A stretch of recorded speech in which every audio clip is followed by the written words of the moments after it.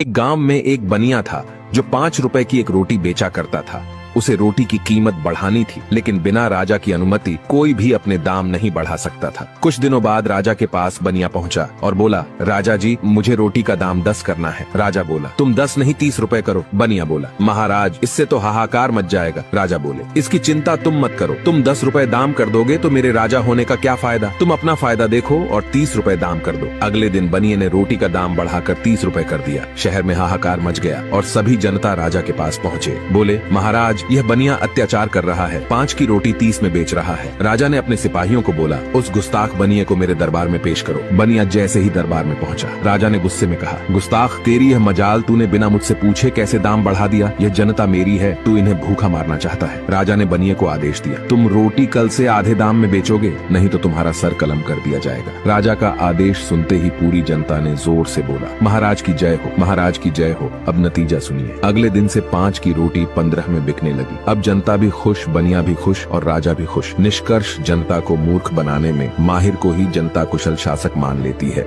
एक शहर से पढ़ा लिखा व्यक्ति गांव में घूमने आया था। वो गांव के सुंदर नजारों का आनंद ले रहा था, क्योंकि गांव में उसे प्रकृति का एक अलग ही नजारा दिख रहा था। चलते चलते वो गांव पहुंच गया। तभी वो एक दुकान से गुजर रहा था, जहां पर मुर्गा मछली काट काट कर बेचे जा रहे थे। उस व्यक्ति से रहा न गया। वो दुकान पर गया और पूछने लगा कि इन जानवरों को आप लोग क्यों काट रहे हो। दुकान वाला बोला कि इन्हें बेचकर हम पैसे कमाते हैं। वो व्यक्ति बोला कि क्या पैसे कमाने का आपके पास केवल यही विकल्प है? जिन जानवरों ने आपका कुछ नहीं बिगाड़ा, उन्हें आप बड़ी बेरहमी से मार देते हो। वो दुकान वाला बोला कि अगर इन जानवरों को नहीं मारा जाएगा तो इनकी संख्या बहुत बढ़ जाएगी। वो व्यक्ति बोला, तो इंसान की भी संख्या बहुत ज्यादा बढ़ रही है, तो उन्हें भी काटो दो। फिर उस व्यक्ति ने धैर्य से उस दुकान वाले को समझाया कि इस लोक में क्या होना है, कैसे होना है, क्यों होना है, ये सब कुछ निश्चित है। गलती से हुए पाप को भगवान भी माफ कर देते हैं, लेकिन जानबूझकर किए गए पाप को भगवान कभी माफ नहीं करते। इसलिए जीवन में ऐसा कार्य कभी मत करो जिसका परिणाम आपकी रूह कपा दे।